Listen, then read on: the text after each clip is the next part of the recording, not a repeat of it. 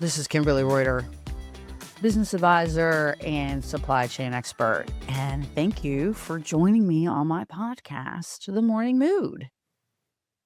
So, as you know, we used to discuss supply chain leadership in life here on the podcast. We have lots of guests coming up. Super excited about that. But one of the things I have been remiss in talking about, and I'm going to be honest, I'm a little bit shocked at myself, is the customer experience and supply chain, because that's one of my biggest passions. It's the one I talk about all the time is customer experience and supply chain. And here's why I talk about it all the time and why it's something I'm passionate about, because no one talks about it. Very rarely do you see in an executive review for a retailer, and sadly, even e-commerce companies, that talks specifically about the relationship between your supply chain and customer experience. CSAT scores rarely include supply chain events. Now, if you don't know what CSAT is, that is a customer satisfaction test that says it's a survey that you do that says, hey, is the customer how satisfied are our customers with their experience? Rarely is supply chain included in that, or supply chain events. CSAT scores normally focus on things like marketing efforts, product selection, website penetration, time spent on product pages, return customers, things like that. What is the customer doing? But we don't talk about the interaction with supply chain. So this is why supply chain and customer experience is a passionate topic for me, and one that I try to bring up as much as possible. I don't know how I got lost in this podcast, gonna be honest. Probably because I have so much to say. So anyway, there are 3 parts of customer experience and supply chain. And I think I'm gonna break these down into individual podcasts, because we're only doing 20 minutes here and I can't get too deep. But the 3 parts of these are the inbound supply chain, the outbound supply chain, and before you warehouse people start freaking out, you're kind of included in that too. And there's customer service. Now, that's the third leg that nobody really ever talks about, is how supply chain impacts customer service. And it does. So why don't people talk about this? Why don't companies talk about supply chain and customer experience? Number one, for the most part, supply chain is not part of big corporate strategies. I don't know why. I've never been able to explain it myself. I've made almost a 10-year career helping people, rescuing supply chains, as I like to say. I've been spending a lot of time doing that. I made a career doing that.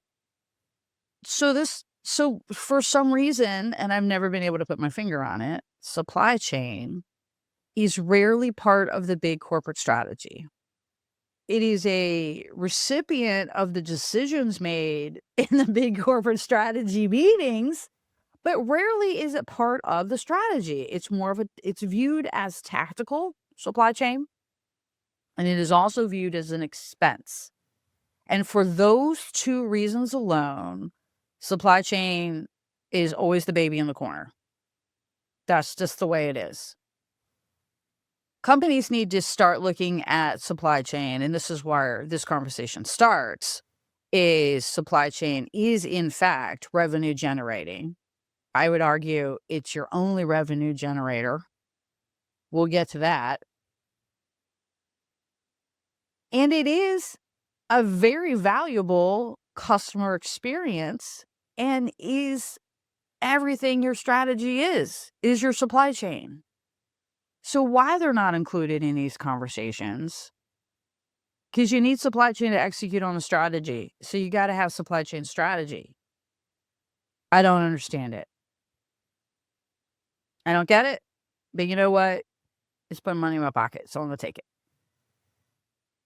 So let's look at the individual aspects of this. We're going to get deeper into each one. But first, we'll start with inbound. So what I say all the time about inbound My patented takeaway, my Kimmy's keepers, as I call them, is this on inbound. If you ain't got it, you ain't selling it. And that's just a stone cold fact. Okay? You can't argue with it. You can try. Go ahead, argue. All right, you feel better? No, you can't. That is a stone cold fact. You cannot sell it if you don't got it. You can take a back order, but that's not the same as selling it. You cannot realize revenue on a back order. Okay, yeah, there's companies out there who do it, and it does bite them in the ass 100%. You can't do it, okay? It's not allowed. So, on the inbound side, if you ain't got it, you can't sell it. So, I don't care how amazing your website is.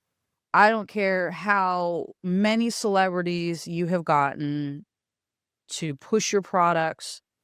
I don't care how much money you have spent on marketing. All of that is 100% irrelevant if you don't have the product. Now, as you guys know, I've spent most of my career working in inbound. I also have experience working in outbound, imports and exports. And I can tell you there is no scarier time than the first 2 weeks of December and you ain't got your shit.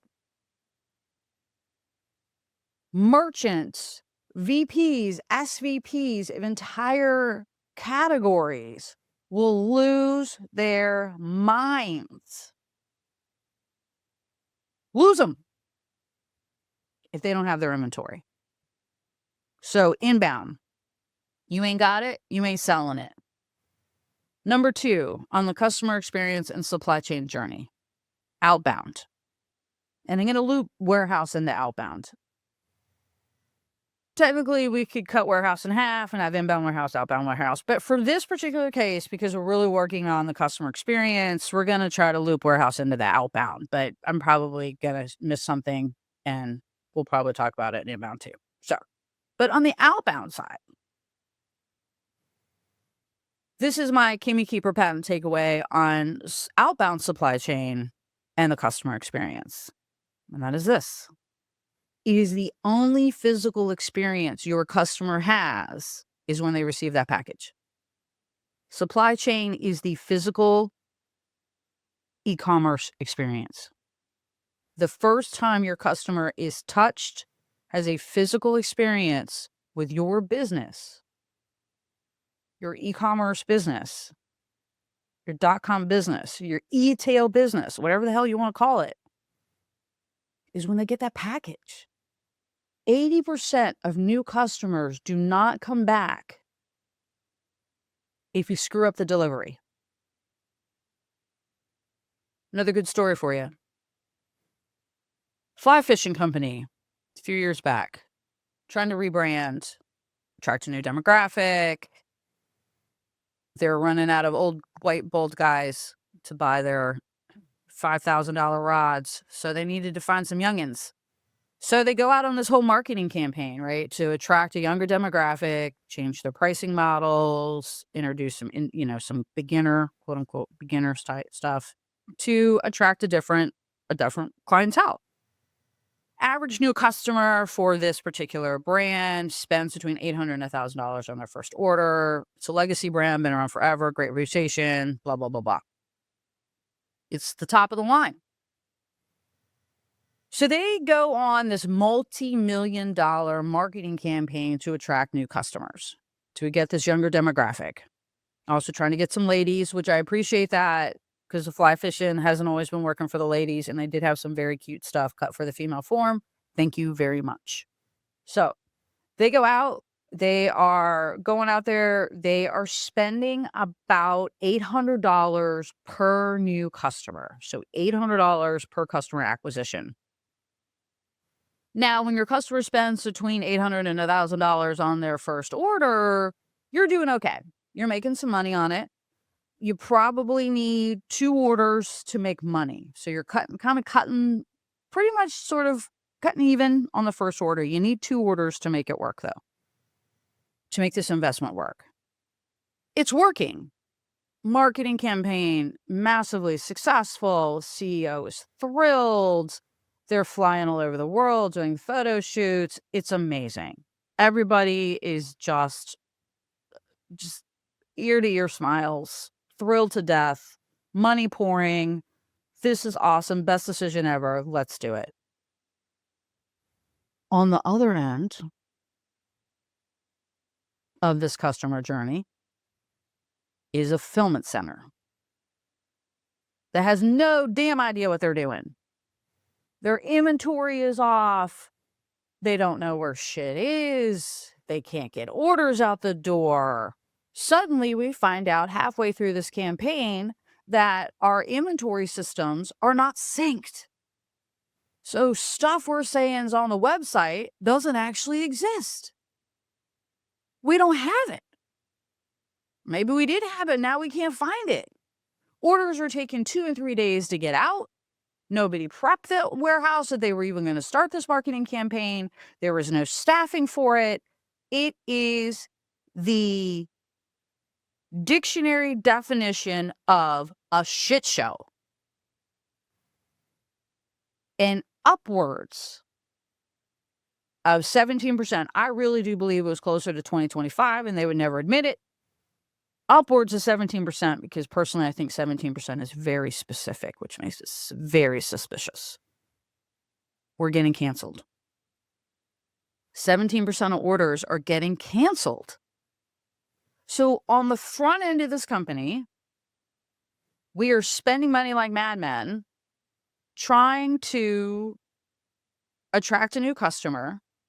And on the other end of our company, we're canceling about 20% of those orders because we can't get our supply chain shit together. Right? Outbound problem. Not managing the warehouse, not getting orders out, not getting the orders to the customer. And in this particular situation, these are sort of event-specific products, right? So you're planning a fishing trip, yada, yada, yada. You got a date in mind. All of a sudden, your fishing gear isn't showing up for your trip. So these are major killers. They lost all of those customers because they couldn't manage their outbound, their order management. Might as well just take that money and burn it in the parking lot. It did nothing. It completely made the whole campaign almost entirely ineffective. Honestly, the company struggled coming back from that. So that is the outbound piece. The other piece on the outbound I will leave you with, and we're going to get deep on this, as I told you in other podcasts.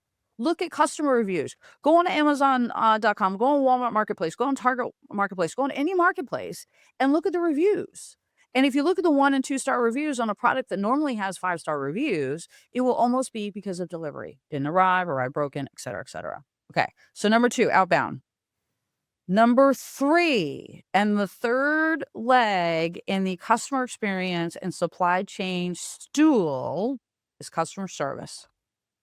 Now, I'm going to be straight up with y'all. I recently added the customer service one. I always talked about inbound and outbound, but never really talked about customer service. And I have a good friend, Adam, who works in customer service. He's an executive in customer service, and I hope I can get him on the podcast to talk to us. But he is one of the people who educated me on this, was that if your supply chain sucks, your customer service costs go up. Yeah, right. Yep. 2 and 2, babes. Because why? Right? Why? So, okay, so you were like, what does that have to do with customer service? What does supply chain have to do with customer service? Let me tell you what it has to do with customer service. Where's my order? Do you know at Amazon, that's why tracking came in place. Because the number one call that Amazon got back in the early days was, where's my order? Where's my order? Where's my order? Where's my order? And Amazon was like, well, dude, call UPS, man. That's your carrier. Why are you calling me? Like, right? Why you call Amazon? I mean, call UPS, call FedEx, call the post office. Why are you calling us? Because I ordered it from you and you're shipping it to me, and I perceive you as responsible for it, even though you're not moving it. This was one of the very first learnings at Amazon was that, and I remember actually having these discussions in our worldwide transportation. Who's actually responsible? Is it UPS or is it me? If it showed up late or showed up broken, shouldn't they just file a claim with UPS? Why are they coming to Amazon? These were early conversations. As we all know now, Amazon just takes responsibility now and they fix it. But back in the day, that was a real debate about who's actually responsible for that. And that is why today Amazon has all these tracking tools and services on the websites for you. That's why. Because the number one call was, where's my stuff? That's why it's actually called Where's My Stuff? That's actually why it's called Where's My Stuff? Okay? Number two, I need a return. I got to send it back. It's broken. It didn't arrive. I don't like it. Yada, yada, yada. But the first one was, where's my stuff? So if you don't think that supply chain impacts your customer service cost, I beg to differ. Because I don't know what the actual cost is per customer service call. I would imagine it's close to $15 these days. The last number I saw was 12. So if every time somebody has to call and ask, where's my stuff? That starts adding up. Your customer service starts adding up. Back orders. When's it coming in? When's it coming in? When's it coming in? When am I going to get it? When am I going to get it? When are you going to ship it? When are you going to ship it? When are you going to ship it? Yep. Inbound and outbound. So supply chain and customer service, that's buds. Very tightly linked. So that is all I have for you guys today. Those kind of my overview on customer experience and supply chain and why it's so experienced. The three portions of supply chain and customer experience, the inbound, the outbound, and the customer service. And we will get into those a little bit deeper in some future podcasts. We got some guests coming. I told you about that. We're starting the Architect series. Woo, woo, super excited about that. So please come back, tune back in. I'm excited that you're here. I appreciate it. Leave a comment. Please like. Thank you. I appreciate the support. Hopefully, learn something today. We'll talk tomorrow.